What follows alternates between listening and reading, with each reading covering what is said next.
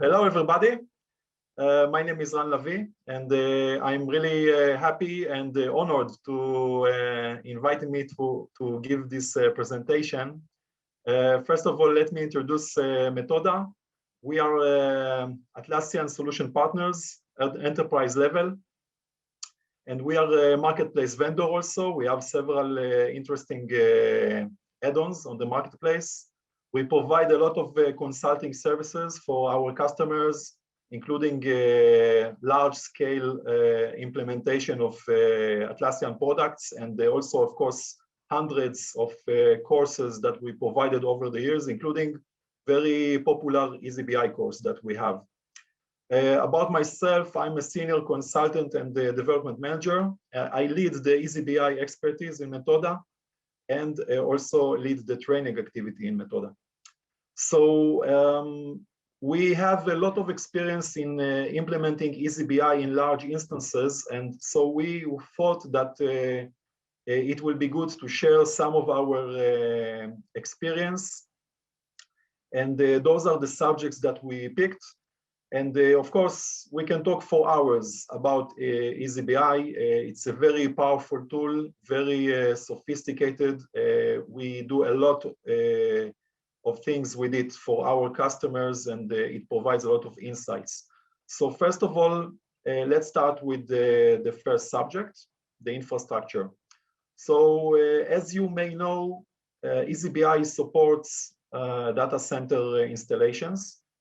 And it's very good support. It's possible to create dedicated eazyBI nodes that will handle all the traffic that is related to eazyBI. So actually all the report executions are getting executed on specific nodes, which are separate from the nodes that are serving the regular users. This is proved to be very valuable. It is improving the performance of both eazyBI and regular Jira, and it's working well.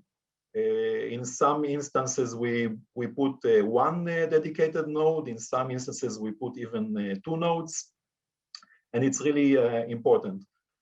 I need to emphasize that it's really important to adjust and to optimize the settings of the Java and memory of those nodes, so you will not have all kinds of problems of out of memory in case of large instances, large reports, large accounts, complex reports, and many issues. It can be problematic, and you need to dive into the settings of Java and the memory. You can, of course, contact eazyBI support for that. And they help a lot in this optimization. So in general, optimizing those settings together with setting up in large data center instances the separate nodes really makes the difference. Of course, everybody, I think, is familiar that eazyBI can be run as a child process and not as the regular Java process, but a separate Java process. And this is also very important. And again, for that process, need to optimize the settings, the Java settings. Okay, next thing that we found very useful is to use the usage statistics option of eazyBI.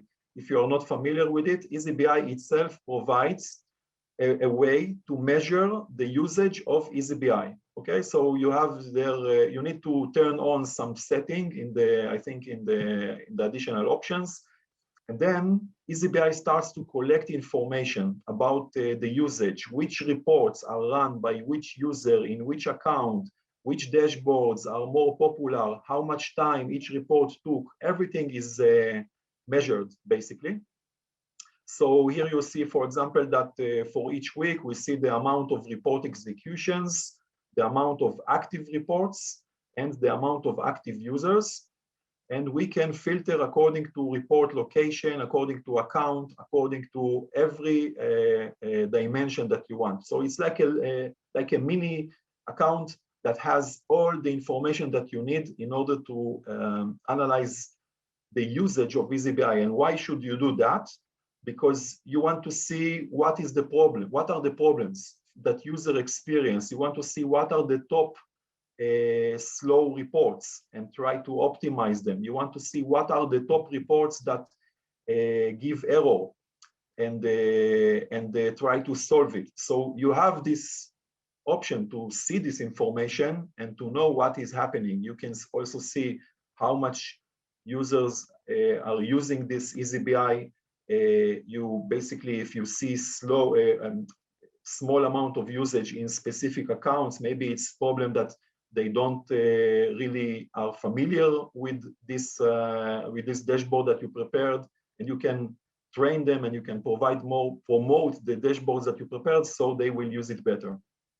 So we use it all the time, this user statistics option, and I will show also in a minute another way that we use this in conjunction with the template account. So another thing that we use a lot, and it's really important for good satisfaction of the users, is to use JavaScript dimensions and measures. As you know, and there was a talk about it today, sometimes you need to define your dimensions and measures using JavaScript in order to expedite the calculation and actually to pre-calculate some business logics that you have. Sometimes the MDX is just not efficient enough to do it in real time while you activate the report.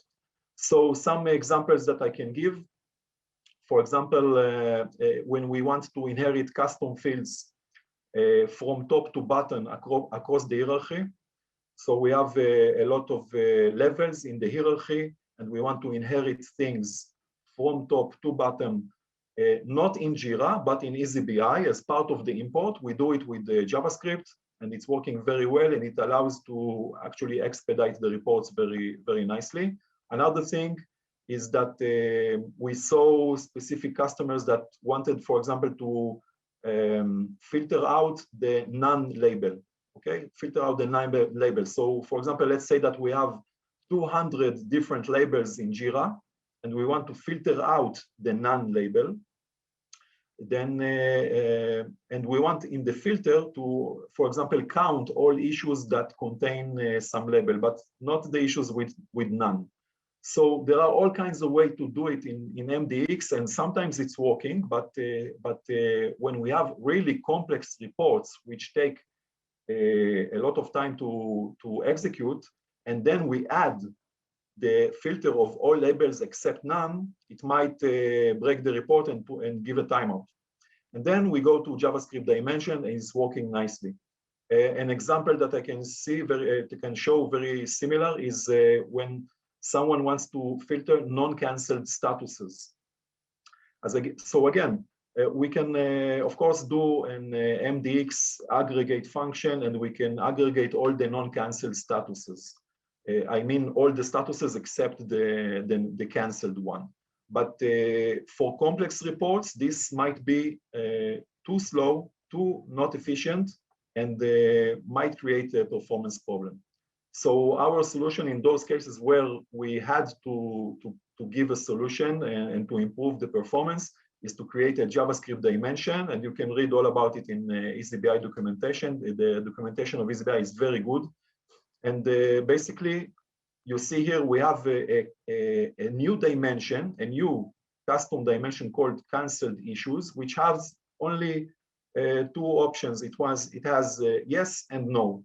And then when we filter according to yes, we can see the canceled one. We can filter according to no, we see the non-canceled one, and it's very, very fast and efficient.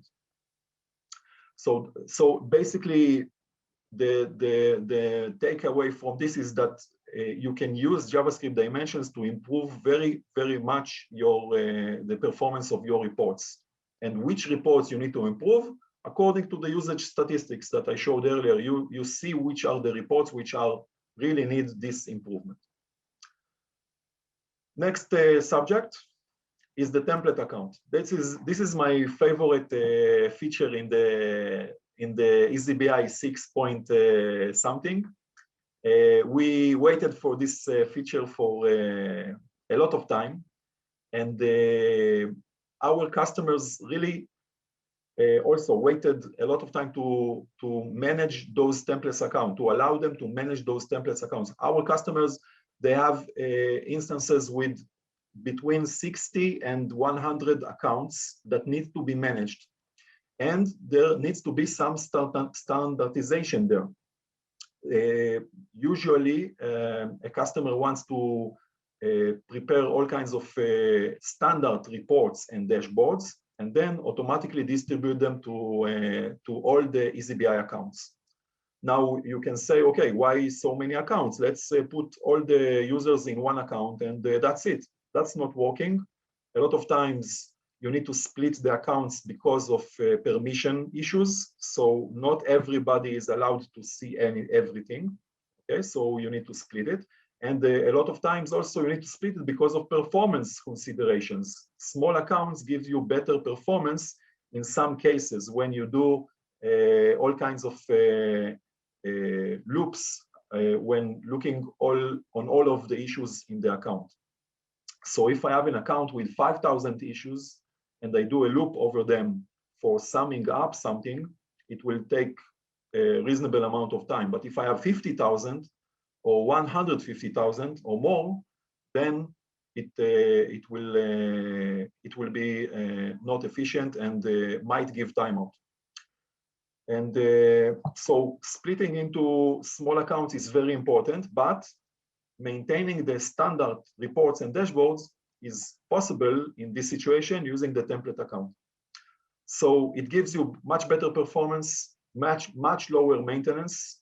Before this feature was introduced, we had to manually copy the reports and the dashboards into the specific accounts, and it was a lot of overhead. And now it's working perfectly. From one master template account, everything is copied to the other accounts automatically every import, basically.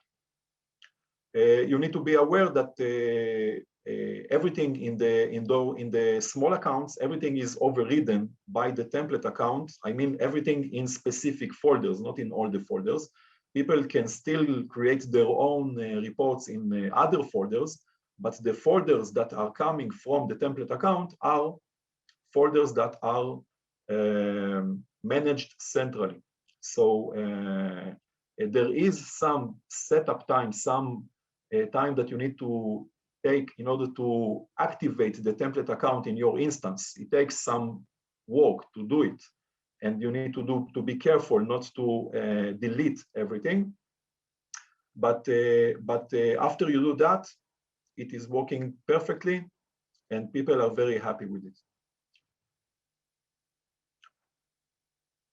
All right. Another thing related to template account is that we used the usage reports account to measure the usage of the template reports. So one of the problems that we saw is that we prepared the standard reports in the template account. We distributed those reports to all the various accounts, but we saw that people are still using the old non-template reports because they were not aware that there are new reports which come from the template. So we prepared inside the usage reports account, okay, this special account that is measuring the usage of eazyBI. We prepared all kinds of measures and dimensions to measure the amount of usage of template reports versus non-template reports. Okay, and how can we do that? We just put in the reports that are coming from template, we use the naming convention, basically. All those reports that are coming from templates, they exist in some folder with the string template inside it. And so according to that, we were able to differentiate between reports executions that are regular reports, not from a template folder, and reports which are coming from a template folder. And then we monitor that and we see which accounts are not using enough the template, and then we reach them and we encourage them to use the template report. So that's very important. So it's not enough to just put the template reports and expect that your users will start to use the template. They will continue to use the old reports unless you do something about it, especially in large organizations. Another thing that we really find it helpful is to specify unique ID to your folders and inside it to your reports. So you see, for example, 1 sprint reports, 2 version reports, 3 program reports. So we gave a unique ID for each folder. Those folders are inside the template account. And inside it, we have, for example, 1.1 sprint burn down, 1.2 stories status trend in sprint, etc. So we have unique IDs for each report. Why it is important? Because then when someone is telling you, hey, my report is not working, you just say, okay, which report is that? It's 1.3. Okay, so everyone is on the same page. We know what is report 1.3. Okay, it's very important to have such a unique ID. I know that eazyBI has some internal ID for each report, but that's not user-friendly. People are not aware of this 4 or 5 digit internal ID. When you have a lot of reports, this ID is not really useful. But if you give the report a unique ID in the report name, that will solve the problem of identification of the report. When you have dozens and even hundreds of standard reports in your instance, in your template account, then you must use this unique identification. Otherwise, you cannot manage it. So that was those were tips about template accounts. Now, one more tip about template account. When we had separate accounts without the template account, we did our development on some dev account that we defined. So we had a dev account, and then we manually copied the new reports to the actual production accounts. Okay, and then came the template account. So the template account now is controlling all those accounts, and any change in the report in the template account is also automatically copied to the production accounts. And that's good, but it is risky because there is a temptation to do the changes directly in the template account. And that's usually not a good idea. Usually what's the recommendation? As usual, like any other software development, you need to have separation between the dev and the production, or even dev and test and the production. So template account is the production, okay? This is containing the production reports. And any change here is going to all the accounts and may impact the functionality. So when we want to do a change, basically what we do, we copy the reports to the dev account, we develop the change here, and we also test it here in the dev account. This dev account is also importing information from Jira, of course, real production information from Jira, so we can see the results. And after it is ready, we copy the report from the dev account back to the template account, override whatever measures that were changed, and then the changes are flowing to the regular accounts. A bit of warning here, if you have several people working on the template account simultaneously, and this is usually the case in large organizations where you have hundreds of reports and you have thousands of users, usually you have many people, not many, but maybe 2, 3, 4 people working, not full-time, but people are managing those template account reports.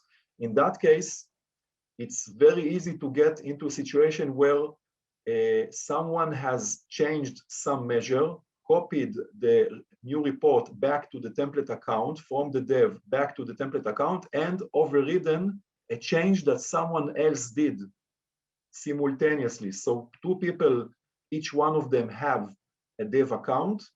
Each one of them has a separate dev account. Each one of them in parallel developed some change to some report, and then one is copying the report back to the template account, no problem with that. And then the second one is copying, and it might create a conflict, and it will override the changes of the first one.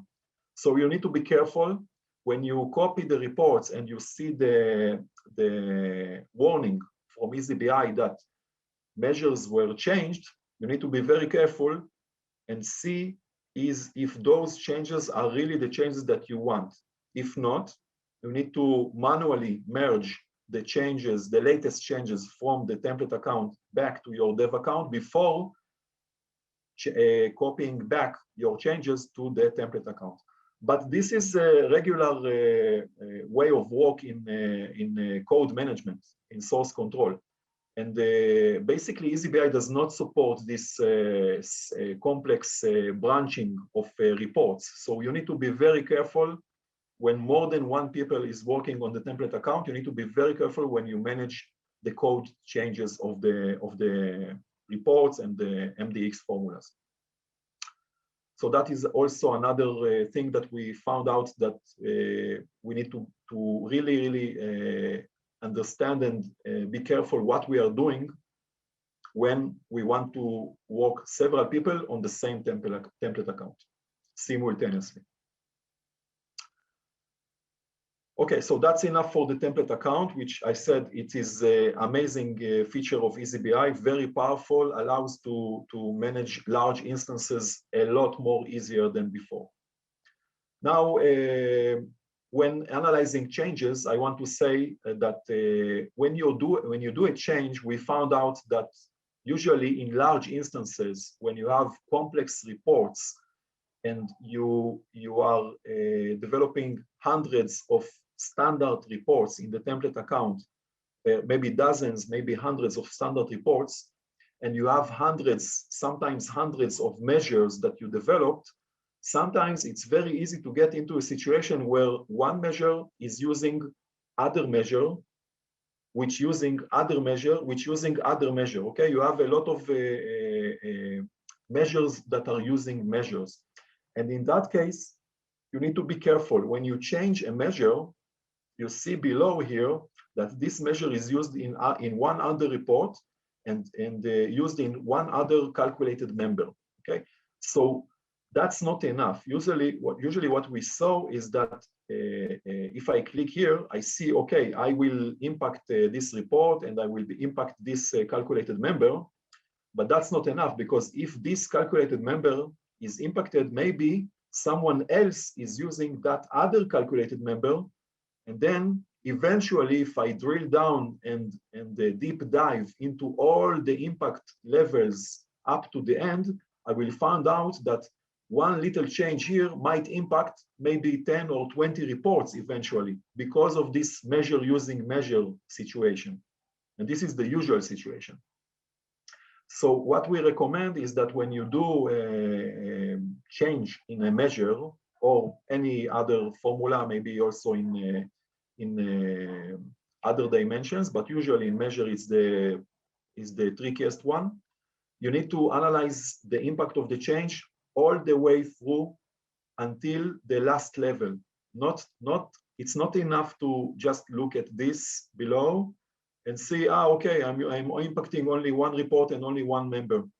No, maybe this member is also impacting other 20 members, and those are impacting other 20 members, and it's can be quite complex. And we saw examples where one change created implicitly, indirectly, an impact on other reports which were not planned in advance, and it was a defect actually. So be careful with your changes. Unfortunately, currently there is no option for change control of the formulas. So when you change something, you cannot revert back to the previous formula, okay? And you cannot know who did this change and when it was done, and what was the previous formula. Okay, you don't have this version control for formulas of calculated measures. So you need to do those changes carefully, and you need to document those changes carefully inside. You can put, for example, the old formula in comment and write the new formula, or write the changed formula. You can also add a comment of who did the change, when, according to which story. So there will be at least some way to find out why it was changed and who changed it. Okay, and don't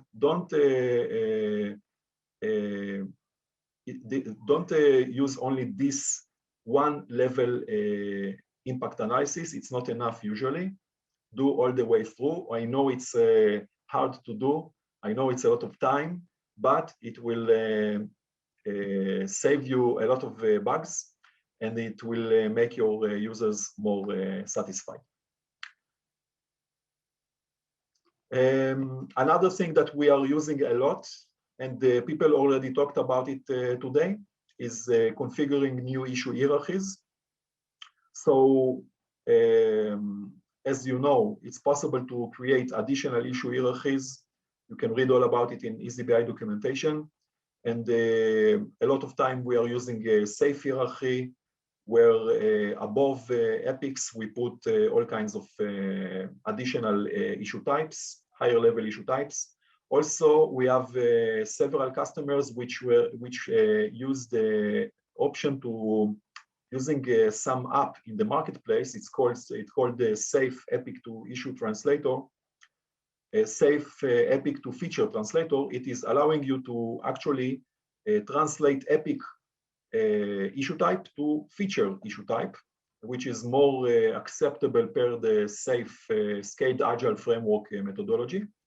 So we configured, of course, the new issue hierarchy, and this allows to roll up information in reports according to this hierarchy. So, for example, we can calculate all kinds of KPIs and measures at the sub-step level, coming from the epics and the features and the stories, and it's working very good.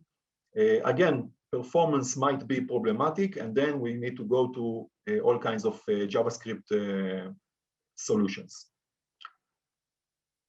Another use case which is interesting in large-scale instances that we saw, this is coming from one big customer that we have. This customer, of course, has a large data center, Jira data center, with eazyBI, of course, with dedicated nodes.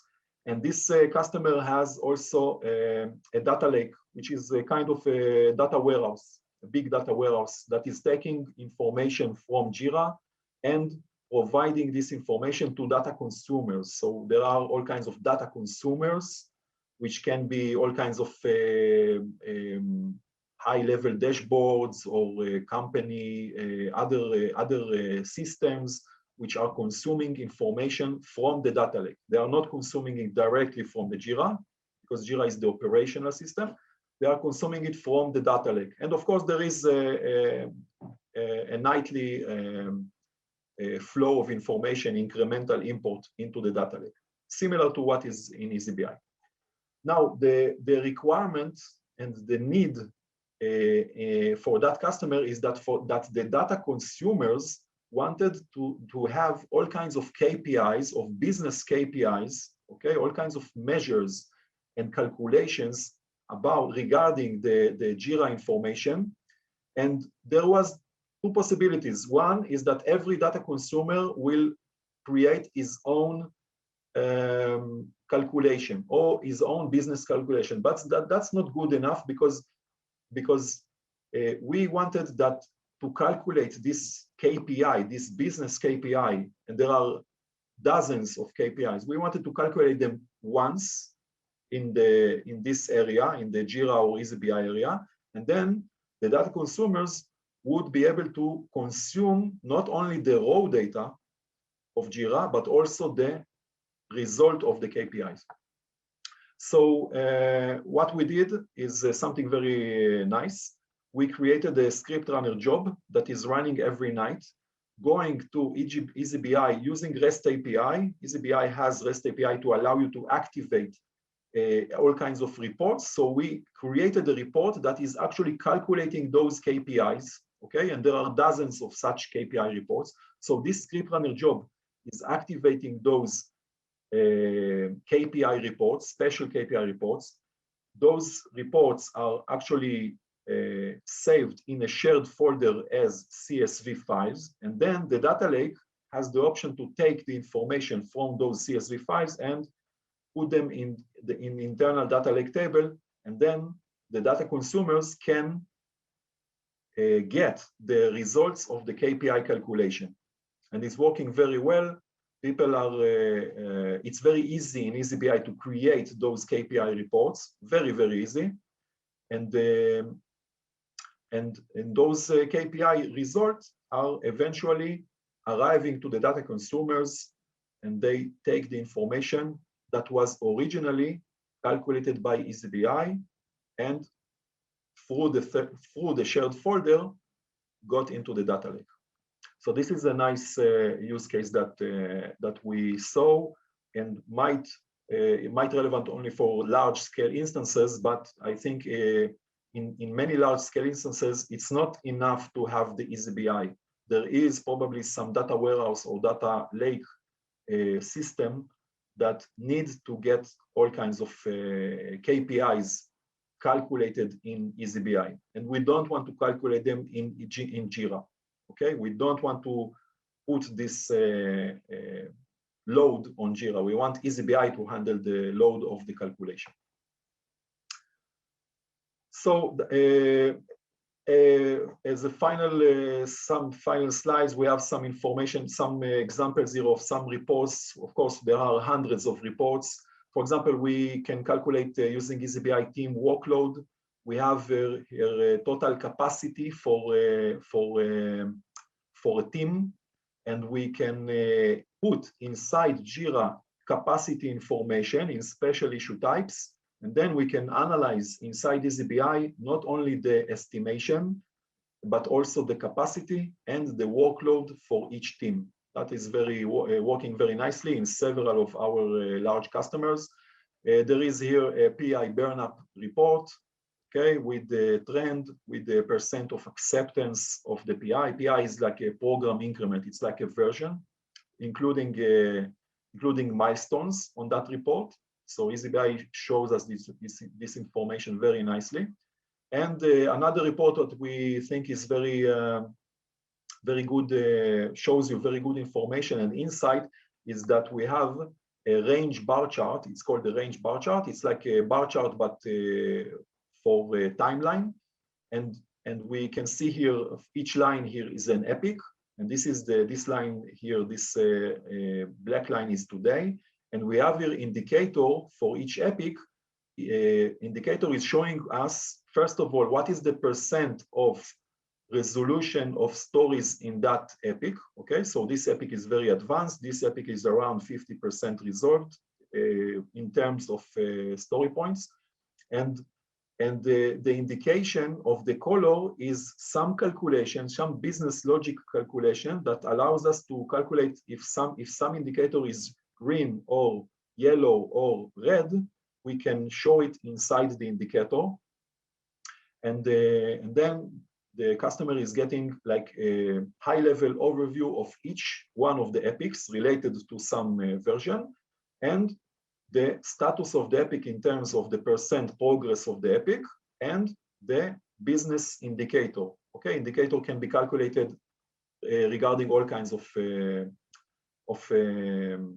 parameters. In this case, the parameters are basically amount of time left for the epic versus the amount of work left for the epic. In general, those are the key takeaways that I can give you from our experience in large instances. We have the infrastructure and the settings, the usage statistics, the JavaScript dimensions in order to expedite the reports, template accounts, which is very, very useful, issue hierarchy and configuring the issue hierarchy, and all kinds of other use cases that I showed here. So that is my presentation. I remind you that we have an eazyBI course that you can register. We have a whole bunch of courses in our Methoda University page, and you are welcome to contact us. Thank you very much for inviting me to talk.